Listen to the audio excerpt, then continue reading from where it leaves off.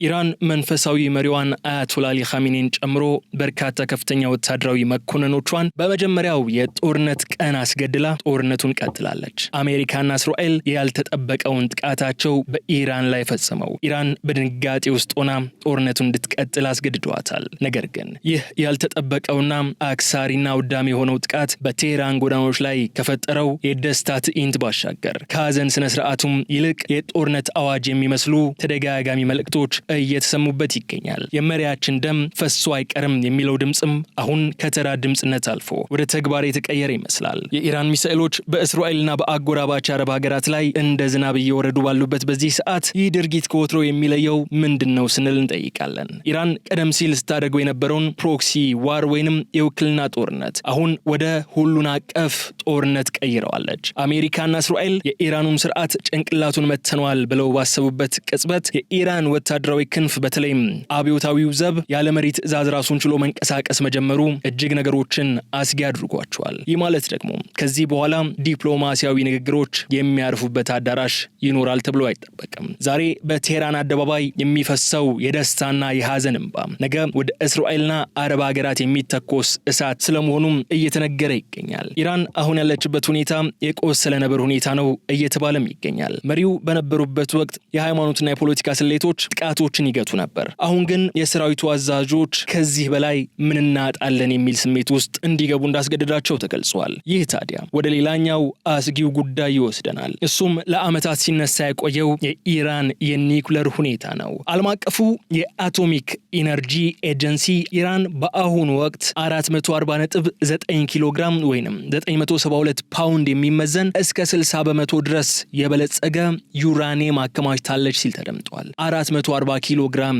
ዩራኒየም ለዓለም ምን ስጋት ይዞ ይመጣል? ዋነኛው ዛሬ የምንጠይቀው ጥያቄያችን ነው። ይህ ቁጥር ዝም ብሎ አሃዝ አይደለም። የኒውክሌር ቦምብ መገጣጠሚያ መጋዘን እንደማለት ነው። ይህ ታዲያ የተከበራችሁ የገበያ ሚዲያ ተከታታዮቻችን በሁለት ዋና ምክንያቶች እጅግ አደገኛ ይሆናል። የመጀመሪያው የዚህ የተከማቸ ዩራኒየም የመፈንዳት አቅም ነው። በኒውክሌር ሳይንስ ዩራኒየም ከ0 እስከ 5 በመቶ ማበልጸግ ማለት 70 በመቶ የሚሆነውን ስራ እንደ መስራት ነው የሚቆጠረው። ከ20 በመቶ ወደ 60 በመቶ ማድረስ መቻል ደግሞ እጅግ ከባዱን ምዕራፍ ማለፍ ተደርጎ ነው የሚወሰደው።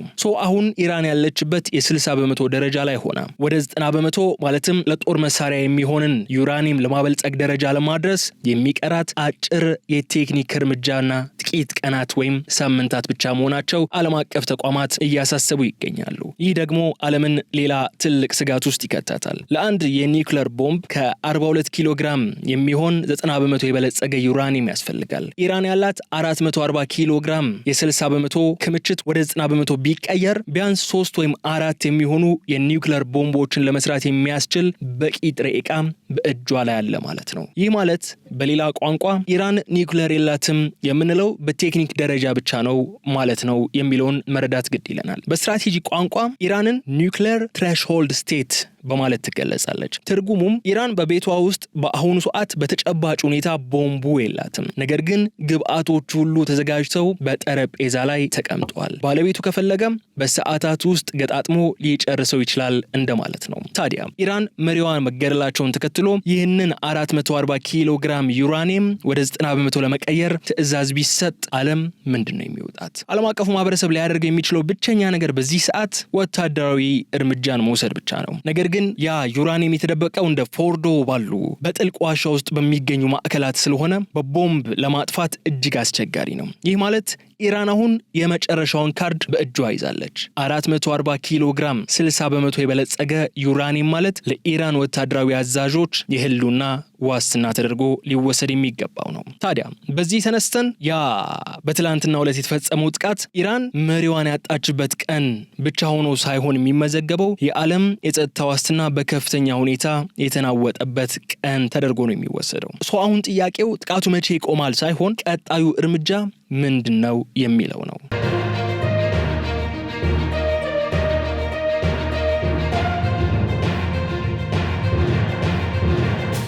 እዚህ ላይ ዓለምን ያስጨነቀው ትልቁ ጥያቄ የኢራን ሚሳኤሎች በማን እጅ ናቸው የሚለው ጥያቄ ነው። አያቶላ ኻሜኒ የጦር ኃይሎች ጠቅላይ አዛዥ የነበሩ እንደመሆናቸው የመጨረሻው የጥቃት ትዕዛዝ የሚሰጡ እርሳቸው ነበሩ። ይህም ሁኔታው ይበልጥ አደገኛ የሚያደርገው እንደሆነ የሚገለጽ ሲሆን የኢራን ወታደራዊ መዋቅር ለእንዲህ አይነቱ ሁኔታ አስቀድሞ የተዘጋጀ መሆኑ ደግሞ አሳሳቢ ያደርገዋል። ኢራን መሰል አይነት አጋጣሚዎችን ቢያጋጥማት ተብሎ ፓሲቭ ዲፌንስ ወይም ሁለንተናዊ መከላከያ የሚባል ስልት አላት። ይህ ማለትም ዋናው መምሪያ አዛዦቹ መሪው ቢመታ እንኳን በየክፍለ ሀገራቱና በከርሰ ምድር የሚሳኤል ከተሞች ውስጥ ያሉ አዛዦች ራሳቸውን ችለው ጥቃት እንዲሰነዝሩ የሚያስችል ስልጣንን ይሰጣቸዋል። ዛሬ በቴህራን ጎዳናዎች ላይ ያለነው ትርምስ በከርሰ ምድር በሚገኘው የሚሳኤል ማከማቻ ከተሞች ውስጥ ግን ሙሉ ዝግጁነት ወይም ፉል ኮምባት አላርት ውስጥ እንዲገቡ የሚያደርግ ነው። በኢራን ወታደራዊ ዶክትሪን መሰረት ከፍተኛ መሪው በሌሉበት ወቅት የበቀል እርምጃ የመውሰድ ስልጣን ወደ ወታደራዊ ምክር ቤቱ ይተላለፋል። ያ በትላንትናው ዕለትና በዛሬው ዕለት በእስራኤልና በአረብ ሀገራት ላይ እየወረዱ ያሉ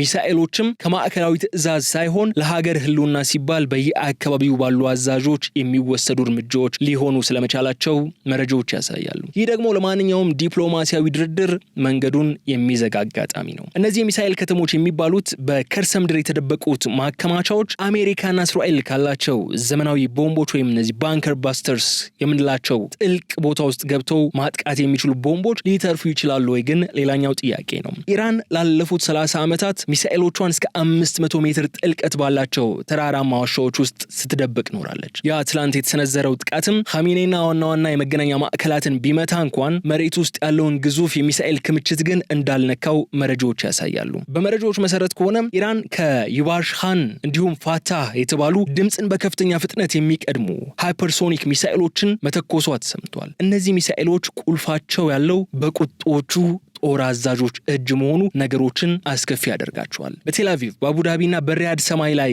የሚታየው ትዕይንት አስገራሚ ነው። የኢራን ሚሳኤሎች እንደ ዝናብ ነው እየወረዱ ያሉት። ዓለምም እስካሁን ካየቻቸው ጦርነቶች ሁሉ የተለየ ነው የተሰኘለትን ይህ የሚሳኤል ጥቃት ኢራን በየትኛው ቴክኖሎጂ አጅባ ነው እየተዋጋች ያለችው የሚለውን የምናየው ጉዳያችን ነው። ይህ ዛሬ እየተመለከትነው ያለው ጥቃት ባለብዙ እርከን ጥቃት ወይም ሳቹሬሽን አታክ የሚባለውን ነው። ኢራን በአንድ ጊዜ በመቶዎች የሚቆጠሩ ድሮኖችን ክሩዝ ሚሳኤሎችንና ባሊስቲክ ሚሳኤሎችን ነው የምትተኩሰው። ዓላማው የእስራኤልን አይረን ዶም ያዝነኛው የአየር መከላከያ ስርዓት እንዲሁም የአሜሪካ ፓትሪየት መከላከያዎችን ስራ ማጨናነቅ ነው። ትልቁ አስገራሚ ነገር ግን ይህ ፋታህ 2 የተባለው የኢራን ሃይፐርሶኒክ ሚሳኤል ለመጀመሪያ ጊዜ በተግባር የታየው በዚህ ጦርነት ላይ ስለመሆኑ እየተገለጸ ነው። ግን ሃይፐርሶኒክ ሲባል ምን ማለት ነው? ለምንስ ነው ዓለምን እንቅልፍ የሚነሳው? እነዚህ ሚሳኤሎች ከድምጽ ፍጥነት በ5 እጥፍ በላይ የሚበሩ ናቸው። ከዚህ በላይ በአየር ላይ ያሉ አቅጣጫቸውን የመቀየር ችሎታም አላቸው። ይህ ማለት ማንኛውንም የአየር መከላከያ ስርዓት የት እንደሚወድቁ አስቀድሞ መተንበይ አይችልም።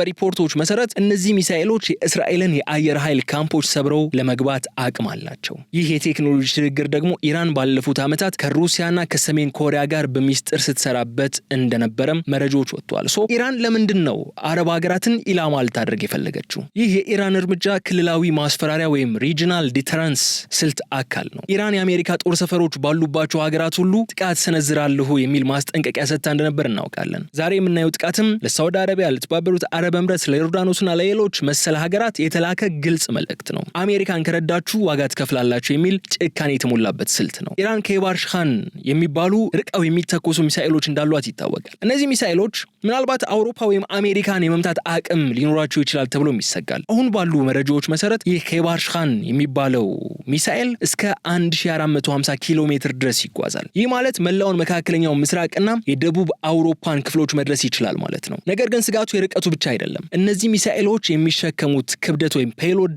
በጣም አስጊ ነው። ያ ዛሬ የታየው ድንገተኛ ጥቃት ኢራን ለዓመታት የሚሳኤል ከተሞች እያለች ስታስፈራራ የነበረው ባዶ ዛቻ እንዳልነበረ ማረጋገጫ ተደርጎም ተወስዷል።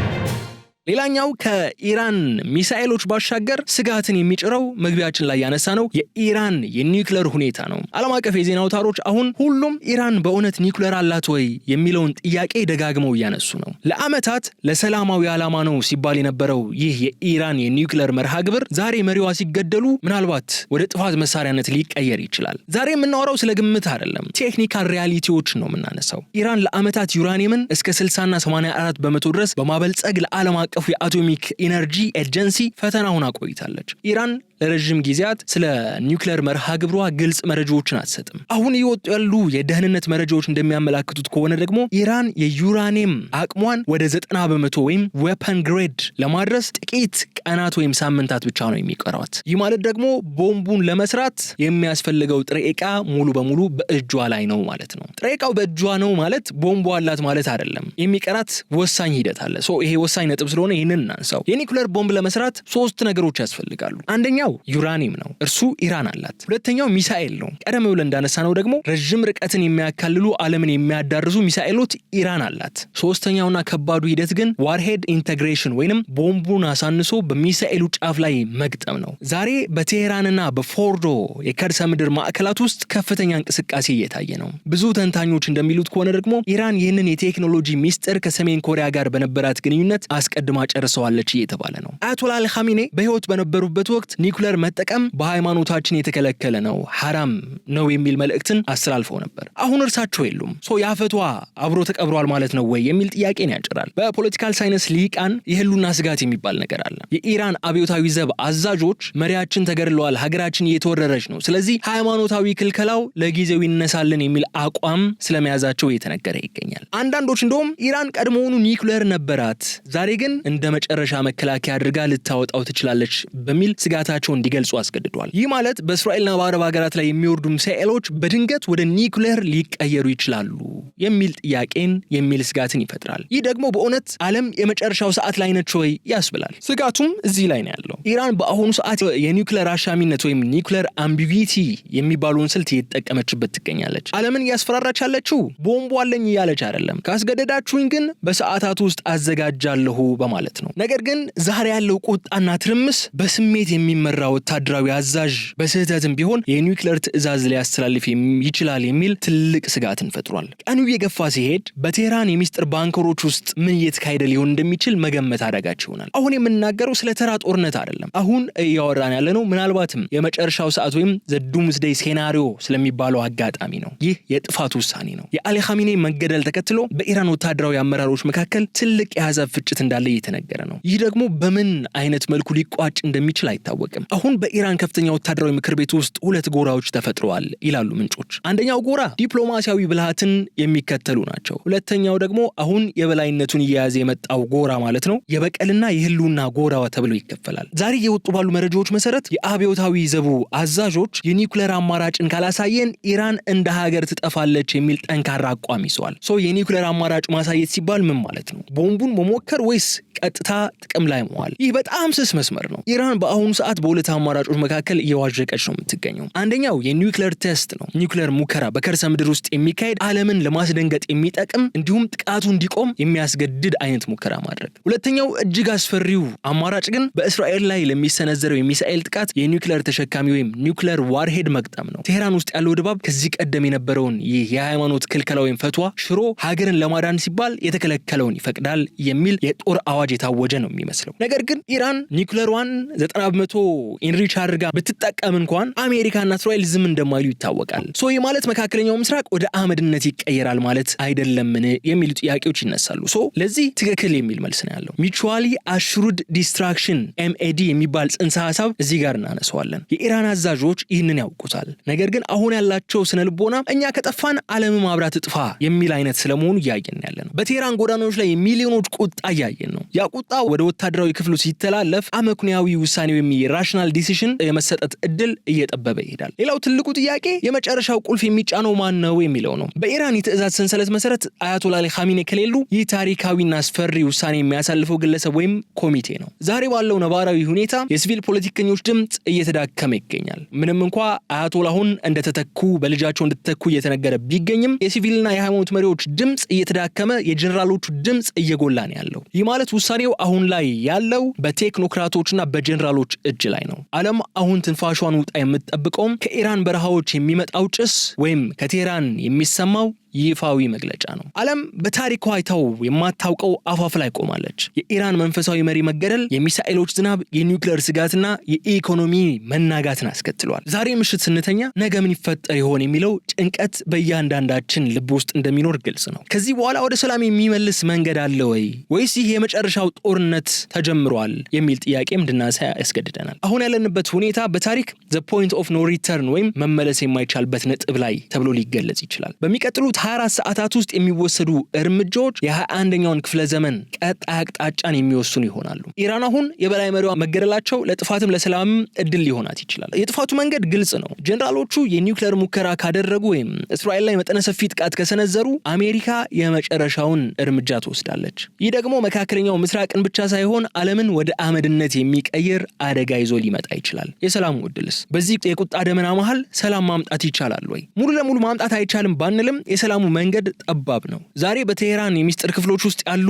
የሀገሪቱ ምክንያታዊ ፖለቲከኞች የዓለም አቀፉን ማህበረሰብ ድጋፍ አግኝተው ወታደራዊን ክንፍ ማረጋጋት ከቻሉና አሜሪካም ጥቃቷን አቁማ ወደ ድርድር ጠረጴዛ ከተመለሰች ዓለም ካለችበት አዘቅት ልትወጣ ትችላለች። ነገር ግን አሁን ያለው እውነታ የሚያሳየው በቀል ከዲፕሎማሲ በላይ ድምጽ እያገኘ መሆኑ ግን ነገሮች ይበልጥ አስጊ ያደርጋቸዋል። ይህ በእንዲህ እንዳለ ታዲያ ቀደም ብለን መግቢያችን ላይ እንዳነሳ ነው ዓለም አቀፉ የአቶሚክ ኢነርጂ ኤጀንሲ ኢራን በአሁኑ ወቅት 440 ኪሎ ግራም ወይም 972 ፓውንድ የሚመዘን እስከ 60 በመቶ ድረስ የበለጸገ ዩራኒየም አከማችታለች ማለቱ ሌላኛው አስከፊ ስጋት ነው። ይህ 60 በመቶ የበለጸገው ዩራኒየም ወደ 90 በመቶ አድጎ ለጦር መሳሪያ የሚሆን ደረጃ ላይ ለመድረስ አጭር የቴክኒክ እርምጃና ጥቂት ቀናት ገፋቢል ደግሞ ሳምንታት የሚወስድ መሆኑ ነገሮች ይበልጥ አስጊ ያደርጋቸዋል በማለት የዛሬውን የልዩ ጥንቅራችንን መሰናዶ እዚህ ጋር እንቋጫለን። በቀጣይ ደግሞ ሌሎች አዳዲስ ጉዳዮችን ይዘን ተመልሰን በመምጣት አብረን ቆይታ የምናደርግ ይሆናል። የገበያ ሚዲያን የዩቲዩብ ገጽ ላይክ፣ ሼር እና ሰብስክራይብ እንድታደርጉ በድጋሜ እየጋበዝኩኝ እዚህ ጋር እሰናበታለሁ። ሰላም።